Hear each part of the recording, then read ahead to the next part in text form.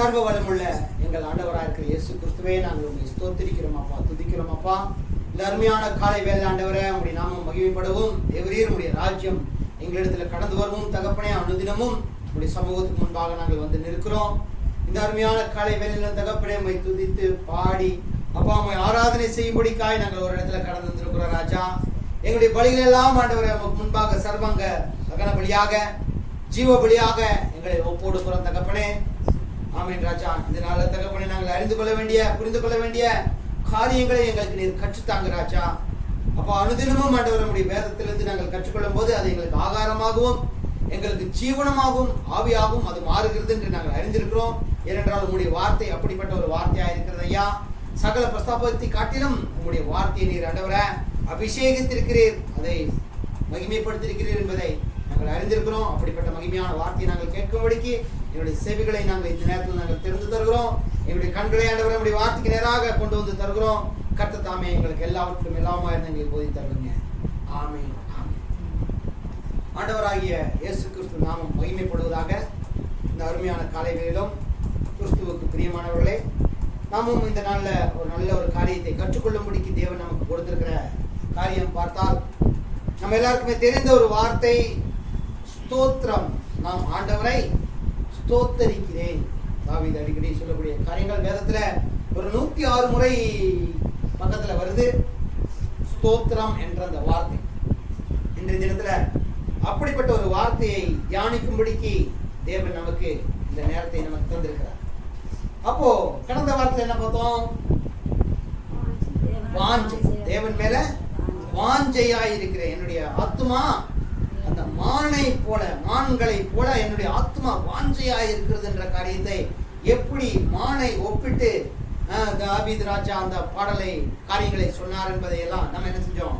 நாம் கற்றுக்கொண்டோம். அது போல உள்ள வாஞ்சை தான் என்ன செய்யுது? அனுதினமும் தேவனுக்கு முன்பாக நம்மை கொண்டு வந்து நிற்குது.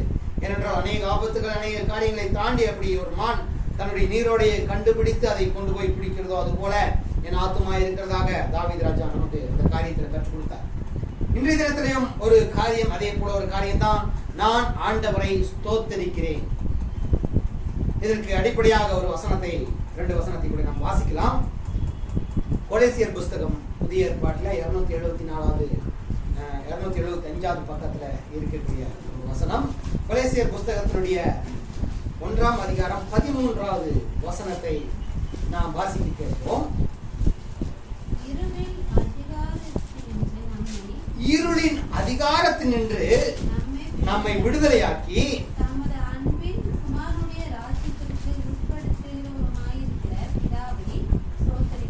ஆமென். இதுதான் இன்றைக்கு அடிப்படையான ஒரு வசனம். நான் ஸ்தோத்தரிக்கிறேன், பிதாவை ஸ்தோத்தரிக்கிறேன் என்று சொல்லக்கூடியதாக இந்த புஸ்தகத்துல பவுல் ரொம்ப அருமையான ஒரு விஷயத்தை நமக்கு கற்றுக் கொடுக்கிறார். ஏன்னா நம்ம இருளின் அதிகாரத்துல இருந்த நம்ம இருளினுடைய அந்தகாரத்தினுடைய பிள்ளைகளாக நாம் அநேக தீமையான காரியங்களை செய்யக்கூடியவர்களாக இருந்த நம்மை 12வது வசனம் சொல்லுது. 11 இப்படி 10 இருந்து இப்படி வாசிப்போம் மறுபடியும். சகலவித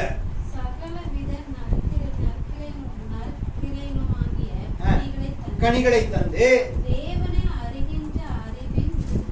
தேவனை அறிகிற அறிவில் விருத்தி அடைந்து அவருக்கு பிரியமாய் பாத்திரமாய் நடந்து கொள்ளவும் எல்லா பொறுமையும் உண்டாவதற்கு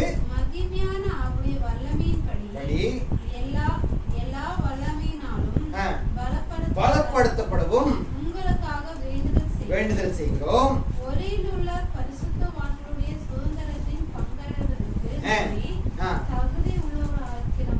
தகுதி உள்ளவர் ஆக்கினவரும் இருளின் அந்தகாரத்தின்று நம்மை விடுதலையாக்கி தமது அன்பின் குமாரனுடைய ராஜ்யத்திற்கு உட்படுத்தினவருமாய் இருக்கிற பிதாவை ஸ்தோத்தரிக்கிறோம். இன்றைக்கு அருமையான காலை வேளையில இயேசு கிறிஸ்துவுக்கு அன்பானவர்களே, நாம் ஒவ்வொருவரும் ஸ்தோத்திரம் ஸ்தோத்திரம் என்ற காரியத்தை, அந்த வார்த்தை என்ன செய்யறோம்? நாம் தொடர்ந்து அநேக நேரங்கள்ல சொல்கிறோம். நாம் ஜெபிப்போமா அப்படின்னு சொன்ன உடனே நாம் என்ன செய்யறோம்? ஸ்தோத்திரம் ஸ்தோத்திரம் ஸ்தோத்திரம் ஸ்தோத்திரம் சொல்லுகிறோம். எல்லாவற்றிலும் நீங்கள் ஸ்தோத்திரம் செய்யுங்கள் என்று சொன்ன அந்த வார்த்தையை செய்கிறோம். ஆனால் பொதுவாக அநேக நேரங்களில் நாம் எதுக்கு தெரியுமா ஸ்தோத்திரம் செலுத்துகிறோம்? நம்முடைய தேவை ஏதாவது நிறைவேறிவிட்டால், நமக்கு ஏதாவது கிடைக்க முடியாத ஒரு காரியம் நமக்கு கிடைச்சிட்டா ஸ்தோத்திரம் செலுத்துகிறோம். ஏதாவது ஒரு சௌக்கியமாக ஒரு சௌரியமான ஒரு விஷயம் நடந்துட்டா உடனே ஸ்தோத்திரம் செலுத்துகிறோம். நல்லதா, தவறில்லை. எல்லாமே தேவன் தான் நமக்கு என்ன செய்யறாரு, அதை தருகிறார். சரீர பிரகாரமாக நம்முடைய தேவைகள் நமக்கு நிறைவேறி இருந்தாலும் அதை என்னதான் செய்யணும்? ஆண்டவருக்கு நாம் நன்றி சொல்லக்கூடியவர்களாக எல்லாவற்றிலும் ஸ்தோத்திரம் செய்யுங்க. ஏன்னா தேவன் தான் நமக்கு எல்லாவற்றிலும் நம்ம என்ன செய்யறாரு, நமக்கு தரக்கூடியவராக. ஆனா விசேஷமாக இன்றைக்கு 2 காரியத்தை பார்க்கிறோம். பவுல் வேதத்தினுடைய அந்த புதிய ஏற்பாடுடைய காரியத்தை நமக்கு விளக்கி தருகிற பவுலடியார் எப்படி சொல்லுகிறார்? 2 விஷயத்தை குறித்து சொல்லுகிறாரு. ஒன்று, நம்மை இருளின் அதிகாரத்தில் நின்று நம்மை விடுதலை ஆக்கினார். அதற்காக நான் என்ன செய்றேன்? தேவனை நான் ஸ்தோத்திரிக்கிறேன். பெரிய எனக்கு படிப்பு தந்தார், அதற்காக அல்ல. நான் பெரிய பட்டதாரியா இருந்தேன், அதற்காக அல்ல. இவர் யார் தான்? ஆல்ரெடி அவர் ஒரு யூதன் தான். ஆண்டவர் யார் என்று தெரிஞ்சவர் தான். அவர் எப்படிப்பட்ட காரியத்தை சொல்றார்? நான் இருளே இருந்தேன், வேதம் முழுவதும் நான் படித்து தேறின பட்டதாரியாக கமாலினுடைய பாதத்துல படித்த ஒரு நல்ல பட்டதாரி தான் நானு. அதற்காக நான் தேவனை ஸ்தோத்திரிக்கல. எதற்காக ஸ்தோத்திரம் செய்யலாம்? அவர் அப்படிப்பட்ட செயலில் இருந்தாலும் அப்போஸ்தலர் 9ஆம் அதிகாரத்தில் நமக்கு தெரியும், அவரை ஒரு ஒளி என்ன செஞ்சது? சந்திக்கப்பட்டது. அது வரைக்கும் நான் ஆண்டவர் யார் என்று அறிந்து கொள்ள முடியாத ஒரு இருளில் இருக்கிறவனை போலதான் நான் இருந்தேன். அன்றைய தினத்துல சரியாக இயேசு கிறிஸ்துவே ஆண்டவர் என்பதை நான் அறிந்து கொண்டேன். எனக்காக ரத்தம் சிந்தின அந்த மகா தேவனை நான் அறிந்து கொண்டேன். எனக்காக இறங்கி வந்த தேவனை நான் அறிந்து கொண்டேன். அந்த இருளின் அதிகாரத்திலிருந்து நம்மை விடுதலையாக்கினார். அவர் ஜனங்களுக்கு வெளிச்சம் உண்டாகத்தக்கதாக அந்த பூமியிலே அவர் இறங்கி வந்தார். அவருடைய வெளிச்சத்துல தான் நாம் எல்லாரும் இருளை விட்டு வெளியே வந்தோம். நமக்கு தெரியும், லைட் போட்ட உடனே இருள் எங்க இருக்குன்றது என்னவே செய்யாது, யாருக்குமே தெரியாது. அது வரைக்கும் அது இருள் இருக்கும். எங்க எப்போ எவ்வளவு நேரம் லைட் போடாம இருக்குமோ அது வரைக்கும் அது இருள் இருந்து கொண்டே இருக்கும். அந்த இருள் இருந்து நம்மை பிரித்த அந்த தேவனுக்கு நான் என்ன செய்றேன்? ஸ்தோத்திரம் செய்கிறேன். இன்னைக்கும் பாருங்க, இயேசு கிறிஸ்துவுக்கு பிரியமானவர்களே, நாம் நிறைய இருளை நம்ம என்ன செஞ்சுட்டு இருக்கோம்? பிடித்து கொண்டு இருக்கிறோம். ஒரு சின்ன காரியத்தை நான் சொல்லி கடந்து போறேன். அந்த கதை நல்ல உபயோகமா இருக்கு. ஒரு சின்ன ஒரு 5 வயசு 3 வயசு பொண்ணு ஒரு கடத்தெருவில் நடந்து போகுது. தன்னோட கூட தன்னுடைய தகப்பன் தாயாரெல்லாம் இருக்காங்க. கூட நடந்து போகும்போது அந்த பிள்ளைக்கு பிடிச்ச ஒரு பொம்மையை பார்த்து அது அடம் பிடிக்குது. எனக்கு இந்த பொம்மையை வாங்கி தாங்கன்னு சொல்லி. அது சும்மா சாதாரண ஒரு பிளாஸ்டிக் பொம்மை. சும்மா அமத்தினால என்ன செஞ்சிடும்? உடஞ்சிரும். அந்த ட்ரெஸ் இதெல்லாம் தெரியும், நமக்கு தெரியும். சின்ன சின்ன பொம்மை தெரியும். நம்ம பாப்பா அப்படி ரொம்ப நாளாக ஒரு பொம்மை வச்சுட்டு இருந்தாங்க. அந்த பொம்மை பிச்சுட்டாலே பிச்சு வந்துடும். அந்த மாதிரியான ஒரு பொம்மை. அப்போ அந்த தாயாரும் தகப்பனாரும் சொல்றாங்க, வேண்டாம், இது வேண்டாம், இந்த பொம்மை வேண்டாம், நான் உனக்கு என்ன செய்யறேன், வேற பொம்மை வாங்கி தரேன்னு சொல்றேன். இல்லை, அது போல ரொம்ப அடம் பிடிச்சி என்ன செஞ்சது? அந்த பிள்ளை அந்த பொம்மையை வாங்கி கொண்டு போய் வீட்டில் வச்சிருக்கு. அது எங்க போனாலும் அந்த பொம்மையோடவே தான் விளையாடுது. சாப்பிடும்போது, தூங்கும்போது, பள்ளிக்கூடத்துக்கு போகும்போது பேக்கில் வச்சுக்கிறது, பக்கத்துலேயே அதை வச்சுக்கிட்டு அதை அப்படியே பேசிக்கிட்டு இப்படியே அதோடைய காரியம் அப்படியே நடந்து போயிட்டே இருக்குது. அப்போ தினமும் தன்னுடைய தகப்பனார் அந்த பிள்ளைகிட்ட போய் கொஞ்ச நேரம் பேசிட்டு அதுக்கப்புறம் படுக்க போவார். அப்போ இது போல ஒரு சமயத்துல தன் தகப்பனார் கேட்கிறார், அந்த பொம்மை எனக்கு தர்றியா?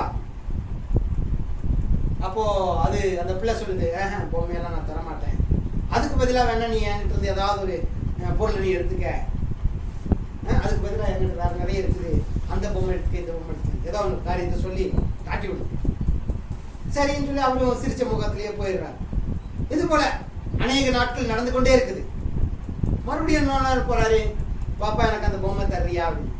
அதுதான் என்னுடைய ஃபேவரட் பொம்மை, நான் அதை யாருக்காகவும் விட்டு கொடுக்க மாட்டேன், நான் தான் பிடிச்சிட்டு இருப்பேன், அது எனக்கு அது கூட தான் பேசிட்டு இருப்பேன், அது கூட தான் இருப்பேன், அதுக்கு பதிலாக வேணா வேற ஏதாவது தர வேணா எடுத்துட்டு போய்க்க, என்னுடைய அந்த கலர் எடுத்துக்க, என்னுடைய அதை எடுத்துக்கன்னு சொல்லி ஏதாவது சொல்லி அப்படியே ஏமாச்சிட்டே இருப்போம். சரின்னு தகப்பன் விட்டுட்டு போயிடுறேன். எப்படியே கொஞ்சம் நாட்கள் கடந்து போயிட்டு கொண்டே இருக்குது. அந்த பொம்மையில் உள்ள பாகங்கள் எல்லாம் என்ன செய்யுது? உடையுது. மூக்கு தனியா, கண்ணு தனியா, முடி தனியா, ட்ரெஸ் தனியா, எல்லாம் கிளீன் தொங்கிட்டு இருக்குது. எல்லாருமே அவமானப்படுத்துறாங்க அந்த பிள்ளைய. என்ன இப்படி ஒரு பொம்மையை வச்சுட்டு இருக்க நீ? நல்ல பொம்மை இல்லையா, ட்ரெஸ் இல்லாமல் இருக்குது, இப்படி எல்லாருமே சொல்லும் போது அதுக்கு ஒரு மாதிரி ஆயிடுச்சு. நேசிச்ச காரியங்கள் இப்படி ஆயிடுச்சுன்னு சொல்லிட்டு அது போல இருக்கிறனால மறுபடியும் அதே போல தகப்பன் மறுபடியும் இன்னொரு நாள் என்ன செய்யறாரு? அந்த பிள்ளைகிட்ட வரும்போது அந்த பிள்ளையாவே என்ன செய்யுது? அந்த பொம்மையை அப்படியே மறைச்சி வச்சு பின்னாடி வச்சு நிக்குது. அப்பா கேட்டா என்ன செஞ்சு இப்ப கொடுத்துடணும் அப்படிங்கிற மாதிரி ஒரு சிந்தையில என்ன செய்யுது? நின்று கொண்டு இருக்குது. அப்ப தகப்பனார் வர்றாரு.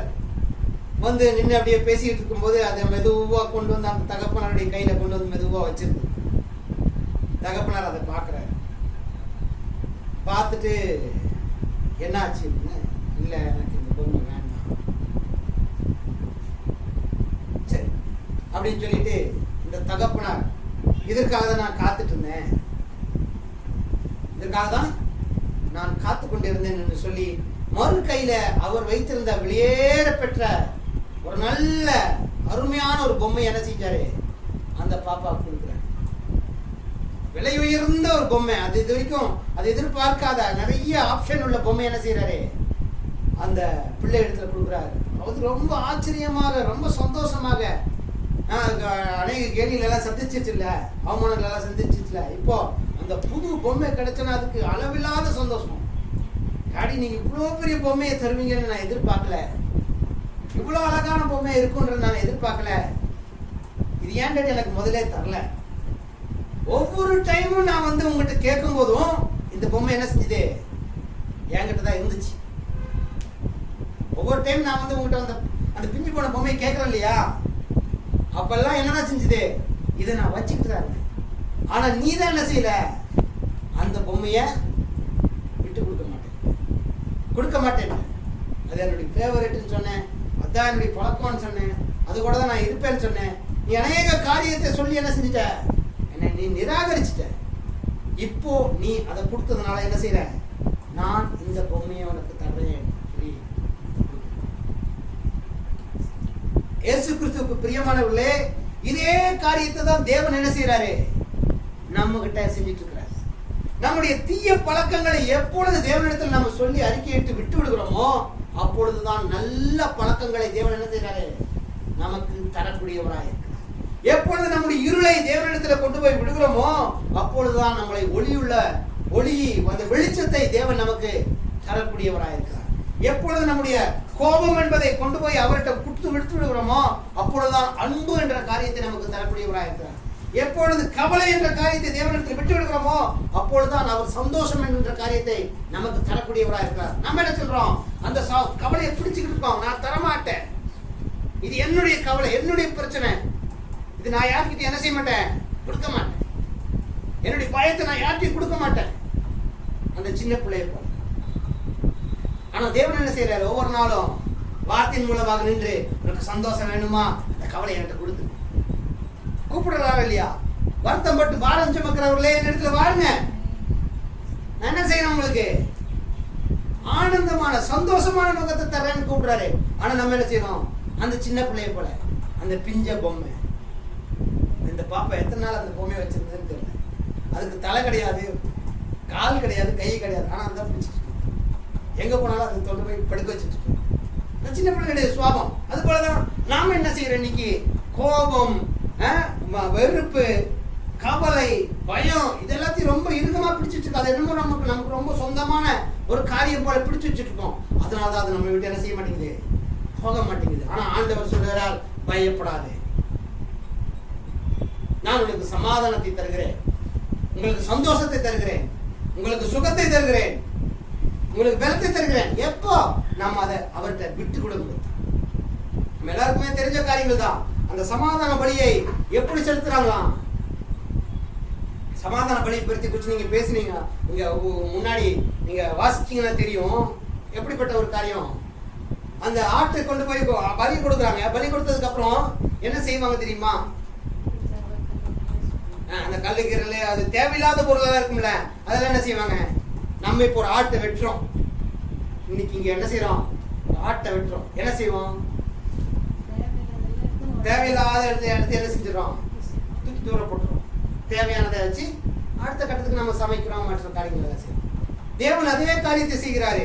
அந்த இடத்துல சமாதான பலியை சொல்லும் போது நம்முடைய காரியத்துக்கு சமாதானத்தை செலுத்தும் போது அந்த ஆட்டை வெட்டி தேவையில்லாத எடுத்துருவாங்கல்ல.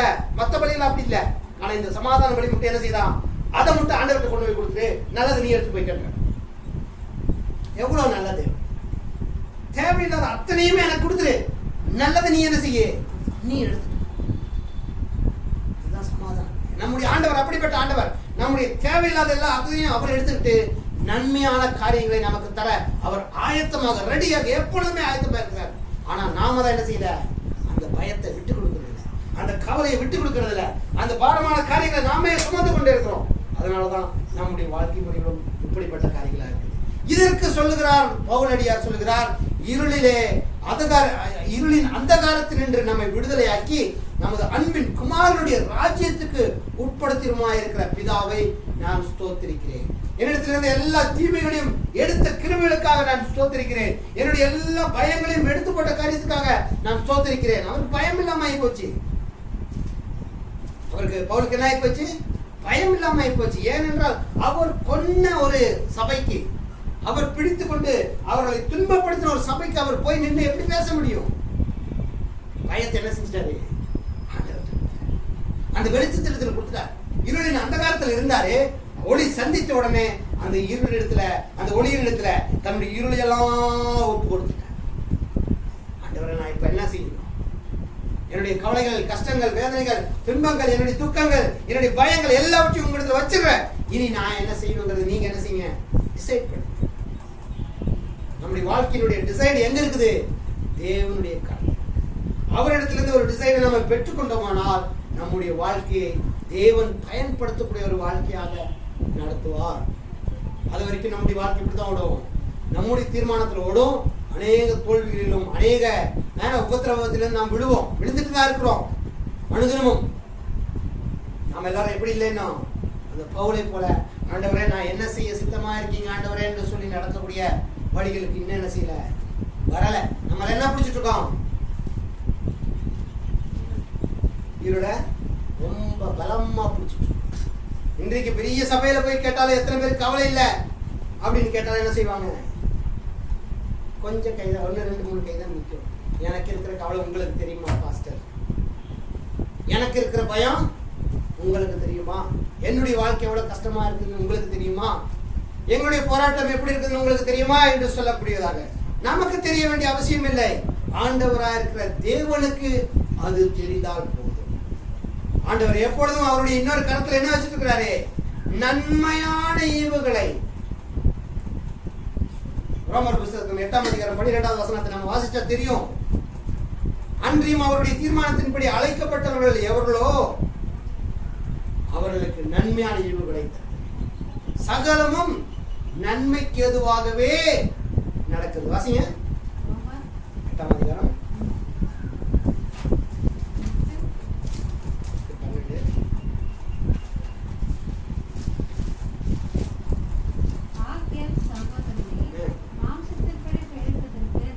12. அன்றியும் அவருடைய தீர்மானத்தின்படி அழைக்கப்பட்டவர்கள் எவர்களோ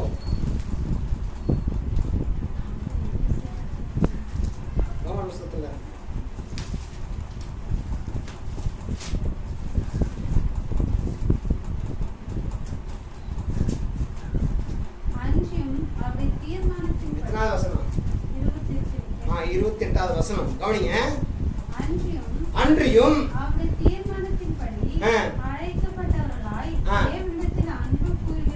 தேவனிடத்தில் அன்பு கூறுகிறவர்களுக்கு சகலமும் நன்மைக்கு எதுவாக நடக்கிறது என்று அறிந்திருக்கிறோம்.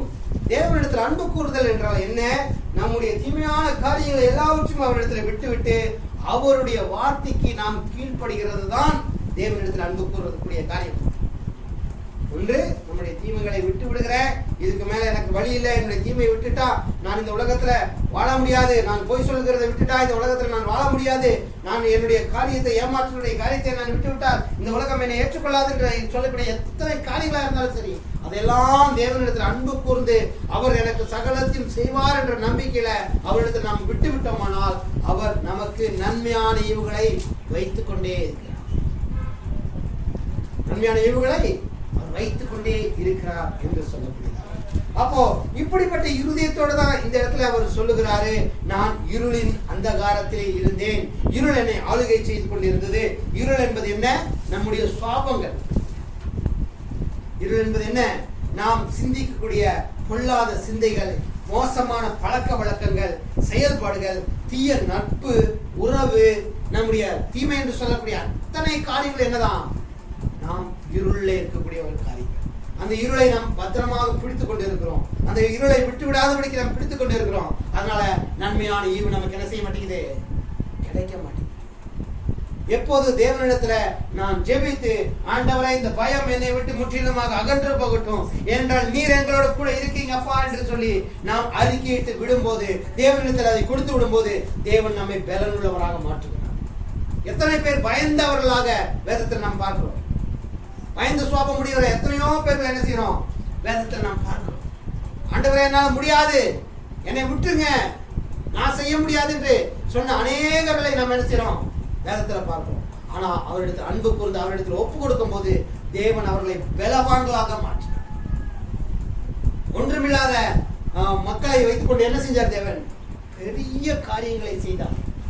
அதே தேவன் தான் இன்றைக்கும் சொல்லுகிறார், நம் இருளில் இருக்கிற அதிகாரத்திலிருந்து நம்மை விடுதலையாக்கி அவருடைய அன்பின் ராஜ்யத்துக்குள்ளாக நம்மை உட்படுத்தும்படிக்காக அவரை அழைக்கிறார். அதற்காக நான் தேவனை ஸ்தோத்திரிக்கிறேன். இன்றைக்கு அந்த ஸ்தோத்திரத்தை நம்மளால செலுத்த முடியுமா? ஸ்தோத்திரம் ஸ்தோத்திரம் என்று சொல்லுகிறோம், 1000 நாமங்கள் சொல்லுகிறோம், 1000 நாமத்தை சொல்லி ஸ்தோத்திரம் சொல்ல அநேக காரியத்தை சொல்றோம். இந்த காரியத்திற்காக நாம் ஸ்தோத்திரம் செலுத்துகிறோமா? ஆண்டவரே எனக்கு பயமில்லாத காரியத்தை கொடுத்திருக்கிற கிருபைகளுக்கு நன்றி, ஸ்தோத்திரம். தீய பழக்கத்திலிருந்து எங்களை விடுதலையாக்கின கிருபைகளுக்காக நன்றி, ஸ்தோத்திரம். எரிச்சல் இல்லாத இருதயத்தை தந்திருக்கிற கிருபைகளுக்காக ஸ்தோத்திரம். துக்கம் இல்லாத இருதயத்தை தந்திருக்கிற கிருபைகளுக்காக ஸ்தோத்திரம். இந்த இருளிலிருந்து நம்ம விட்டு முழுமையாக அந்த வெளிச்சத்தின் ராஜ்ய தேவனுடைய ராஜ்யத்துக்கு உட்பட்டு இருக்கிறோமா? அதற்காக நாம் நன்றி செலுத்த ஆயத்தமா இருக்குமாங்கிறத நம்ம என்ன செய்யணும்? யோசிச்சு பார்க்கக்கூடிய ஒரு காரியம். சிம்பிள், சின்ன சின்ன காரியங்களை நாம் புரிந்து கொள்வோம். பெரிய ஒரு நாள்ல பெரிய புஸ்தகத்தை வாசித்து அதில் உள்ள காரியங்களை நாம் திரும்ப திரும்ப சட்ட ரீதியாகவோ இல்லை தியாலஜிக்கலாகவோ நம்ம பேசி என்ன செய்ய முடியாது? அதை அறிந்து கொள்ள முடியாது. நமக்கு சின்ன சின்ன சுவாபங்கள் நமக்குள்ளாக சரியாக இல்லாதபடிக்கு நாம் பெரிய ஒரு காரியத்தை என்ன செய்ய முடியாது? பெற்றுக்கொள்ள முடியாது. தேவன் மேல் வாஞ்சை, சின்ன ஒரு வார்த்தை தான், ஒரே ஒரு வார்த்தை, அந்த வாஞ்சை நமக்கு சரியா இருக்குதா? சரியா இருக்கணுங்கிறது தான் தேவன். இன்றைக்கு அதே போல ஒரு சிறிய வார்த்தை தான் ஸ்தோத்திரம் என்று சொல்லக்கூடிய ஸ்தோத்திரம். எப்படிப்பட்ட ஒரு ஸ்தோத்திரத்தை நாம் செலுத்திக் கொண்டிருக்கிறோம்? நாம் பெற்றுக்கொண்டதற்காக ஸ்தோத்திரம் செலுத்துகிறோமா? அது என்னிடத்துல முற்றிலுமாக எடுத்துப்பட்டு தேவனுடைய ராஜ்யத்துக்குள்ளாக இருக்கிறேன் என்பதற்கு நாம் ஸ்தோத்திரம் செலுத்துகிறோமா என்பதை நாம் நிதானிக்கக்கூடியவர்களாக. அவர் சொல்லக்கூடிய ஸ்தோத்திரங்கள் அநேக ஸ்தோத்திரங்கள் சொல்றார். ஒரு 7 விதமான காரியங்களுக்காக அவர் தொடர்ந்து என்ன செய்யறாரு? ஸ்தோத்திரம் செலுத்தியிருக்கார். ஆனால் இன்றைய தினத்துல இது நமக்கு ரொம்ப முக்கியமான ஒரு காரியம். நமக்குள்ளாக இருக்கிற அநேக நேரங்கள் நமக்குள்ளாக என்ன செஞ்சிருது? ஒரு வருமானம் குறைவா இருக்கும்போது நமக்கு என்ன செய்யுது? நமக்கு ஒரு பயம் வருது, நமக்கு ஒரு கவலை வருது, நமக்கு ஒரு துக்கம் வருது. ஆண்டவரே இப்படிப்பட்ட ஒரு காரியம் இருக்கிறது. அதை எப்பொழுது தேவனிடத்தில் நம்ம ஒப்பு கொடுத்து கொடுக்குறோமோ தேவன் அந்த சூழ்நிலையை மாற்ற வல்லமையா. அந்த சூழ்நிலையிலிருந்து அவர் மாற்றுவார். அது தெரியும், நல்லா தெரியும். அதுக்கப்புறம் என்ன செய்யறோம்? கிடைச்சதுக்கு அப்புறம் என்ன செய்யறோம்? அதை முன்பாகவே செய்ய சொல்றேன். ஆண்டவரே நீர் இதை எனக்கு செய்வீர் என்பதை அறிந்திருக்கிறேன், ஏனென்றால் என்னுடைய கவலையை உங்க இடத்துல வச்சுட்டேன். ஸ்தோத்திரம். அந்த மனநிலை நமக்குள்ளாக இருக்குதா? அதைத்தான் இன்றைக்கு தேவன் என்ன செய்யறாரு? நம்ம இடத்துல கேட்கிறார். இயேசு கிறிஸ்துவுக்கு பிரியமானவர்களே, இன்றைக்கு நாம் அறிந்து கொள்ள வேண்டிய ஒரே விஷயம் இதுதான். தேவனிடத்துல அவங்க போன வாரத்தில் ஒரு கதை சொன்னேன். எத்தனை பேருக்கு ஞாபகம் இருக்குன்னு தெரியல. படகு கதை சொன்னேன். படகுல போயிட்டு இருக்கிற இந்த படகோட்டி செஞ்ச காரியங்கள் தெரியுமில்ல? ஞாபகம் இருக்கா இல்லையா? இல்ல இருக்கா? என்ன சொல்ல பார்ப்போம். தெரியாது.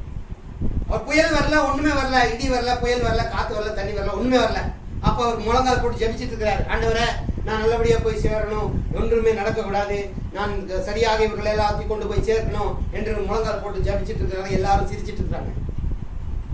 எல்லா சூழ்நிலை நல்லா இருக்குது, வெயில் அடிக்குது, பலபலான்னு இருக்குது, இவன் போயிட்டு ஜெபம் பண்ணிட்டு இருக்கிறானே. சற்று தொலைவில் போகும்போது எதிர்பாராத விதமாக சூழ்நிலைகள் எல்லாம் மாறி கொந்தளித்து கடல் மூழ்கத்தக்கதாக அவருடைய நிலைமை படுமோசமா போயிட்டு இருக்குது. அப்போது அவர் என்ன செஞ்சுட்டு இருந்தார்? படையிருக்காரு, அல்லேலூயா துதி மகிமை ஜாலியா பாட்டு பாடிட்டு போயிட்டு இருந்தார். அப்போ எத்தனை பேர் என்ன செஞ்சாங்க? முழங்கால் பிடிப்பட்ட ஆண்டவரே நீ காப்பாத்துங்க, ஆண்டவரே காப்பாத்துங்க, ஆண்டவரே அப்படிப்பட்ட ஆண்டவர் நீர், மகாதேவன் நீர், நீர் யெகோவா ராபா, யெகோவா ராபா.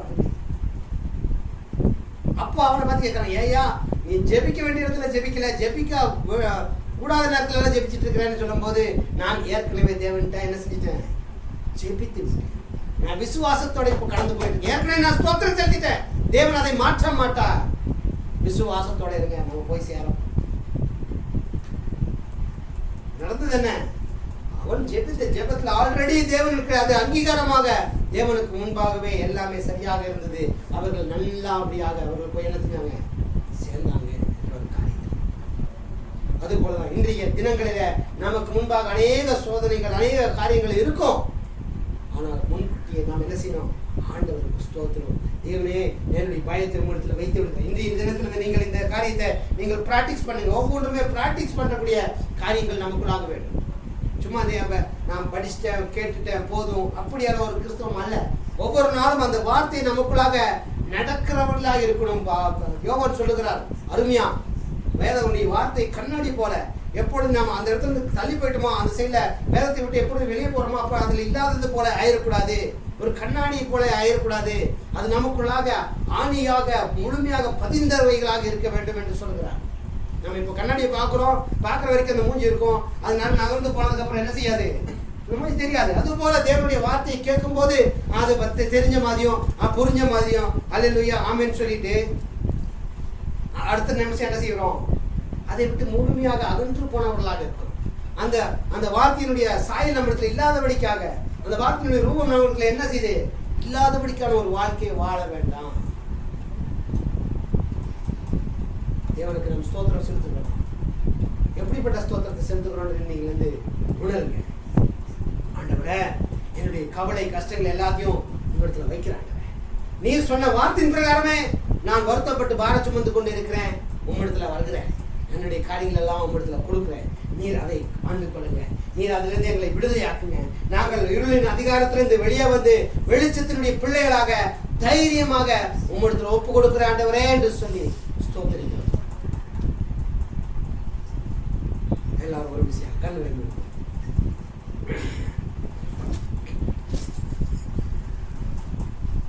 சர்வ வல்லம் உள்ளவரே, அறிந்து கொள்ளப்பட்ட ஒரு வார்த்தை, சின்ன வார்த்தை தான் தகப்பனே. அந்த சின்ன ஒரே வரியில் உள்ள இந்த வசனம் எங்களுக்குள்ளாக நிறைவேறும்படிக்கு நாங்கள் நினைத்து கொண்டிருந்தோம். அந்த காலத்திலிருந்து வெளிச்சம் ஏதோ உலகத்துடைய மார்க்கத்தில் இருந்தோம், இப்பொழுது கிறிஸ்தவர்களாக மாறிட்டோம். அதனால நாங்கள் அந்த காலத்திலிருந்து கிறிஸ்தவத்துக்குள்ளாக வந்துட்டோம். நாங்கள் எல்லாம் வெளிச்சத்தின் பிள்ளைகள். நாங்கள் ஒளியை தெரிந்து கொண்டு இருக்கிறோம். எங்கள் பக்கத்துல ராஜா வருவாரு, ஆசாரியர் வருவாரு, ஏனென்றால் ஏசாயா வசனத்தில் சொல்லப்பட்டிருக்கிறதே உன் ஒளியிடத்தில் வருவார்கள் என்று சொல்லி அப்படிப்பட்ட ஒரு சிந்தையோட நாங்கள் வாழ்ந்து கொண்டிருந்தோம். ஆனால் இந்த காலை வேளையில தேவாதி தேவனே, இருள் என்பது எங்களுடைய சுவாபங்களா இருக்கிறது என்பதை நீர் எங்களுக்கு கற்றுக் கொடுத்திருக்கிறீர்கள். இருள் என்பதை நாங்கள் பிடித்து வைத்திருக்கிற பொல்லாதவைகளா இருக்கிறது என்பதை நீர் எங்களுக்கு கற்றுக் கொடுத்திருக்கிறீர்கள் ராஜா. உங்களுக்கு முன்பாக நாங்கள் நிற்கும்போது பயத்தை நாங்கள் விட்டுவிடணும், கவலையை விட்டுவிடணும், சங்கடத்தை விட்டுவிடணும், அங்கலாப்பை விட்டுவிடணும், பொறாமையை விட்டுவிடணும், நேசிக்க முடியாத எண்ணங்களை விட்டுவிடணும் என்று எங்களை கற்றுக் கொடுத்திருக்கிறது. அப்படிப்பட்ட காரியத்தை நாங்கள் விட்டு கொடுத்தவர்களாக இல்லை எங்கள் ஆண்டவரே என்று சொல்லி நாங்கள் ஸ்தோத்திரம் செலுத்தக்கூடிய அந்த மகிமையான நேரத்திற்காக தொடர்ந்து நாங்கள் ஜெபிக்கிறோம். பிலிப்பியர் 4வது அதிகாரத்துடைய 6வது வசனத்தில் சொல்லப்படுது ஒரு 4 விஷயம், நம்ம எல்லாருக்குமே தெரிஞ்ச விஷயம் தான். நீங்கள் உங்களுடைய விண்ணப்பங்களை ஸ்தோத்திரத்தோட கூட ஜெபத்தோடும் வேண்டுதலோடும் தேவனுக்கு தெரியப்படுத்துங்க. என்னன்னு தெரியப்படுத்துவீங்க? எப்படிப்பட்ட காரியத்தை தெரியப்படுத்துவீங்க தேவன்கிட்ட? தேவனிடத்துல பொய்யான ஒரு காரியத்தை தெரிவிக்க முடியுமா? நாம் அடுத்த மனிதர்களிடத்துல சொல்லிடலாம், நான் நல்ல விசுவாசம் உள்ளவன், பரிசுத்தம் உள்ளவன், தேவனுடைய வார்த்தை அத்தனையும் கரைத்து குடித்தவன். தேவனிடத்தில் இந்த காரியத்தை நம்மளால சொல்ல முடியுமா? தேவனிடத்தில் அந்த ஸ்தோத்திரத்தை செலுத்த முடியுமா? முடியாது. அவர் இருக்கிறவராக, இருந்தவராக, வருகிறவராக இருக்கிறார். அவருக்கு நாம் ஸ்தோத்திரம் செலுத்த வேண்டும் என்றார். அவர் சதா காலமும் நம்முடைய அவருடைய கண்களால் நம்மை நோக்கி கொண்டே இருக்கிறவருக்கு நாம் எப்படிப்பட்ட ஸ்தோத்திரத்தை செலுத்துகிறோம்? இன்றைக்கு கேள்வி அதுதான். ஸ்தோத்திரம் என்ற வார்த்தை நம்ம ரொம்ப ரொம்ப எளிமையாக பயன்படுத்துகிறோம், தப்பில்லை. ஆனால் எப்படிப்பட்ட ஒரு ஸ்தோத்திரத்தை செலுத்துகிறோம்? ஆண்டவரே, என்னிடத்தில் அந்தகாரம் இல்லை, கவலை இல்லை, கஷ்டம் இல்லை என்ற அந்த சந்தோஷத்தின் நிறைவுல நாம் ஸ்தோத்திரம் செலுத்துகிறோமா? இல்லை, வாய் அளவுல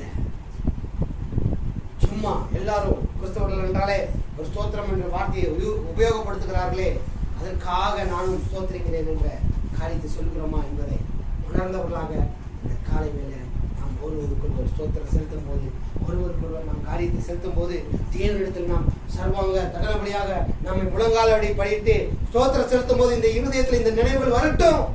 தேவன் நமக்கு செய்த காரியத்திற்காக நாம் ஸ்தோத்திரம் செலுத்துகிறோமா? அப்படிப்பட்ட காரியம் நம்மிடத்தில் இல்லாதபடிக்கு இருக்கிறபடினால நாம் ஸ்தோத்திரம் செலுத்துகிறோமா? இன்னொரு காரியத்தை கூட சொல்கிறார், அவர் என்னை ஊழியத்திற்கு உட்படுத்தினபடினால அவரை நான் ஸ்தோத்திரிக்கிறேன். ஊழியம் என்பது சாதாரண ஒரு காரியங்கள் அல்ல. நாம் ஒவ்வொருவரையும் தேவன் ஊழியக்காரர்களாக சேர்த்திருக்கிறார். ஆண்டவர் அவருடைய ரட்சிப்புக்காக நாம் ஸ்தோத்திரம் செலுத்துகிறோம் என்றால், நாம் முழுமையாக ரட்சிக்கப்பட்ட என்னிடத்துல கொள்ளாவைகளை இல்ல, அதற்காக தேவனே உம்மை ஸ்தோத்திரிக்கிறேன் என்ற எண்ணத்தோட ஸ்தோத்திரிக்கிறோமா? சின்ன ஒரு வார்த்தை நீங்கள் நாட்கள் தியானித்திருக்கிறீர்களா இல்லையான்னு எனக்கு தெரியாது. ஆனால் இன்றைக்கு அன்பான நம்முடைய தேவன் நம்மை சீர்படுத்தும்படிக்கு, ஸ்திரப்படுத்தும்படிக்கு இன்றைக்கு இந்த காரியத்தை கற்றுக் கொடுக்கிறார். நாமும் அதை அறிந்தவர்களாக, இவ்வளவு நாள் தெரியலன்னா அதை பத்தி கவலையே இல்லை. முன்னாடி இருந்த நிமிஷம் வரைக்கும் இதை குறித்து எனக்கு எந்த விஷயமும் தெரியாதவரே என்று சொன்னார், அதை குறித்து கவலையே இல்லை. இந்த நிமிஷம், இந்த நாள், இந்த நேரங்களில தேவனுடைய வார்த்தையிலிருந்து நமக்கு புறப்பட்ட இந்த காரியங்கள் நம்முடைய இருதயத்திற்கு வந்து சேர்ந்திருக்கிறது, நம்முடைய செவிகளில் கேட்கப்பட்டிருக்கிறது. இன்றைய தினத்திலிருந்து அந்த காரியத்தை நாம் பின்தொடர்வோம். நம்முடைய ஜீவியத்தை தேவனுக்கு முன்பாக ஸ்தோத்திரம் செலுத்தக்கூடிய ஜீவியங்களாக நாம் மாற்றுவோம். என்னுக்குமே கவலைப்பட வேண்டாம், ஒண்ணுமே நம்ம ஏமாற்றப்பட முடியாது. ஒரு அழகான ஒரு ட்ரெஸ் கடையில ஒருவர் நல்ல கிறிஸ்துவ மனிதர் ஒரு சின்ன ட்ரெஸ் கடை வச்சிருக்கிறாரு. ஒரு இன்னொரு வாலிபன் அவரை எப்படியாவது ஏமாத்தி ஒரு சட்டை வாங்கிட்டு போகணும்னு சொல்லி வர்றாரு. நல்லா கவனிங்க, சூழ்நிலையில கவனிங்க. தேவன் மாற்றக்கூடிய வல்லமை உள்ளவர்.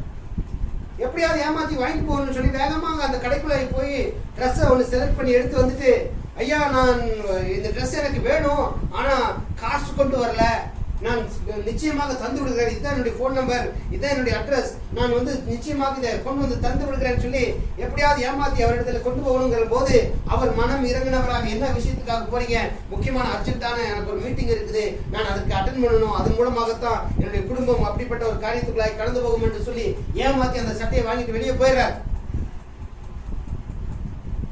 இவரும் மனம் இறங்கினவராக சரி ஏதோ ஒரு உதவி செய்யலாம் என்று சொல்லி அவருக்கு கொடுத்தார். அவர் வாங்கியவர் நல்ல அருமையாக அந்த சட்டையை அணிந்து வீட்டுக்கு எடுத்துட்டு போய் அணிந்து மகிழ்ச்சியாக இருக்கலாம் என்று சொல்லி அவரை ஏமாத்திட்டோம், எப்படியோ ஒரு காரியத்தை நம்ம ஜெயிச்சிட்டோம் என்று சொல்லி காரியத்தை செய்கிறார். அப்போ அதை சட்டையை பிரிச்சு கொண்டிருக்கும் போது அவர் ஒரு விஷயத்தை கவனிக்கிறார். அந்த சட்டையில பின்னாடி எழுதி இருக்குது, ஒரு சட்டை வாங்கினா இன்னொரு சட்டை இலவசம். எப்படி ஒரு சட்டை வாங்கினா இன்னொரு சட்டை இலவசம் என்று அதுல எழுதப்பட்டிருக்குது. இதை பார்த்தவன் அந்த வாலிபனுக்கு தாங்க முடியல. ஓ, அந்த கடைக்காரன் என்ன செஞ்சிட்டான், என்னை ஏமாத்திட்டான், இப்ப வேகமா போய் இந்த ஒரு காசு, இந்த சட்டையுடைய காசை நான் கொடுத்துட்டு இன்னொரு சட்டையை வாங்க போறேன்னு சொல்லி வேகமாக அடுத்த நாளே கடைக்காரத்தில் நேரா வந்து காசை கொடுத்துட்டு, ஏன் கடைக்காரர் என்னை ஏமாத்துனீங்க, இதுல ஒரு சட்டை வாங்கினா இன்னொரு சட்டை இருக்குதுன்னு போட்டிருக்குது, நான் பார்த்தேன், இந்த முதல் பிடிங்க என்னுடைய காசு, உங்களுடைய காசு பிடிங்க, எனக்கு இன்னொரு சட்டை தாங்கன்னு சொல்லி கேட்கிறார்.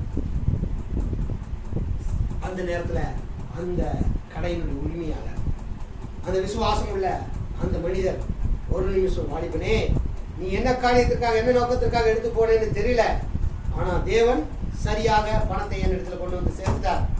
நல்லா உத்திப்பாக கவனிங்க, அதுல போட்டிருக்கிற டேட், அந்த அந்த அந்த அந்த அந்த இலவசமாய் கொடுக்கக்கூடிய டேட் முடிவடைந்து விட்டுருக்குது. அதை நீங்க கவனிக்கல. இது பழைய ஸ்டாக்குடைய காரியங்கள். நீங்க எடுத்துட்டு போனீங்க, அதுக்கு பின்பாக எழுதியிருக்கிற தேதியை நீங்கள் பாருங்கள் என்று சொல்லும் போது அது நிச்சயமாகவே அந்த தேதி முடிந்து 2-3 மாதங்கள் கடந்து விட்டது. அப்பொழுது அவர் தேவனுக்கு நன்றி செலுத்தினார். ஆண்டவரே, சூழ்நிலைகளை நீர் மாற்றக்கூடியவராய் இருக்கிறீர். நான் ஒன்றிலுமே கெட்டு போவதில்லை. தேவனுக்காக நான் நல்லதை செய்யும் போது, தேவனுக்காக உண்மையுள்ளவனாக இருக்கும் போது, தேவனுக்காக நான் சரியான காரியத்தோடு இரக்கத்தோடு இருக்கும் போது, தேவன் எனக்கு ஏற்ற காரியத்தை நீர் செய்ய வல்லமையுள்ளவராய் இருக்கிறீர் என்பதை அறிந்து கொள்ளக்கூடிய காரியத்தை தேவன் செய்கிறார்.